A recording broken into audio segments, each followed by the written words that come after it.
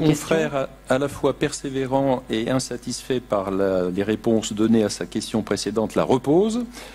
Certains patients se considèrent comme clients au vu du montant des honoraires. Comment les faire revenir au statut de patient de leur point de vue? Et je complète avec une affirmation, comme quoi la position de Salvatore tout à l'heure sur le sujet était juste, comme quoi il faut parler d'argent au fauteuil, pas au fauteuil, pardon, il ne faut pas parler d'argent au fauteuil, mais au bureau, au même niveau que le patient.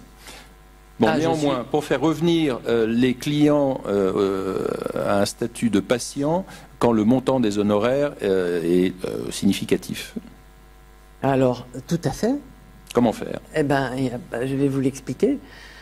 Mon point de vue, c'est que le praticien, le chirurgien dentiste est un soignant.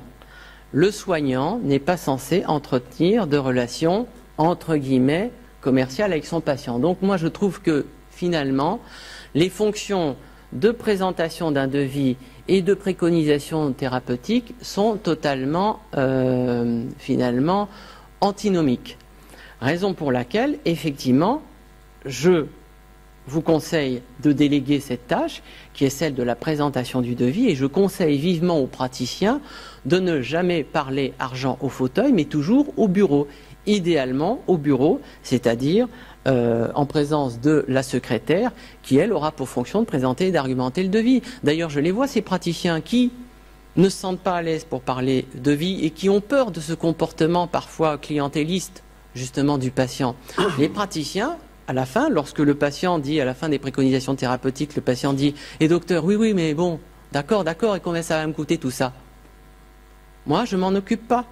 Je ne m'en occupe absolument pas. Vous voyez ça juste après avec ma secrétaire. Voilà, le débat est clos. Donc, moi, effectivement, je conseille de déléguer, effectivement, la présentation du devis. Vous êtes des soignants. Vous ne devriez pas, effectivement, aux yeux du patient, avoir à vous préoccuper de la gestion financière de votre cabinet.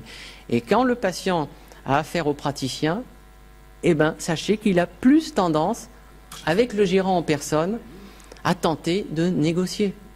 Il ne le fera jamais avec une secrétaire, il le fera encore moins avec une assistante dentaire. Donc, voilà, le principe est celui, effectivement, de la délégation des devis à du personnel compétent. Edmond souhaiterait réagir sur ce sujet. Ah, Salvatore aussi. Voilà. Bon, écoute, moi j'ai un petit souci avec ça, c'est que effectivement il y a beaucoup de consultants qui réduisent le rôle du chirurgien dentiste à un rôle exclusivement de soignant. Or, il y a un élément fondamental qu'il ne faut pas oublier dans la pratique libérale, c'est que le chirurgien dentiste, il est aussi chef d'entreprise. Je suis désolé, mais vouloir réduire le rôle du chirurgien dentiste uniquement à un rôle de production, c'est ça qui, pour moi, aboutit à des approches productivistes. On est aussi chirurgien dentiste, et le patient, d'ailleurs, il ne s'y trompe pas, parce qu'il sait très bien où va l'argent au bout du compte.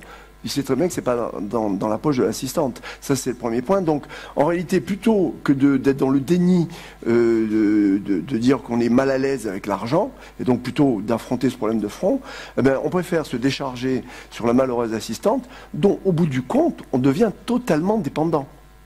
Parce que selon comment elle présente ou pas, le simple présentation du plan de traitement peut aboutir à des refus extrêmement importants. Voilà, donc ça c'est mon point de vue. Maintenant, on peut tout à fait ne pas être d'accord. Hein, je veux dire, voilà. Moi, je réduis le rôle du chirurgien dentiste à son rôle exclusif tel qu'il lui est enseigné à la fac. Mais est-ce qu'il est le propriétaire du cabinet? C'est-à-dire son rôle de soignant. Qui est le propriétaire du cabinet? Oui, mais il se réduit à son rôle de soignant. Les tâches administratives, les tâches de gestion, moi ce que j'explique aux praticiens, aujourd'hui c'est un cours sur le management, donc mon rôle c'est de vous expliquer comment on optimise sa productivité, ses performances. Je dis juste que le chirurgien dentiste, qui a beaucoup de contraintes matérielles, fiscales et sociales, si en plus il doit s'évertuer à présenter un devis, à l'argumenter et à passer son temps à convaincre le patient du bien fondé de ses préconisations thérapeutiques en devant se justifier du montant de ses honoraires, comme vous invite à le faire certains clients, c'est pas facile. Mais alors qu'est-ce que veut dire le dentiste manager? Je comprends pas bien. Et c'est tellement dit, mais c'est justement, et le bon manager il délègue, le bon dentiste manager délègue.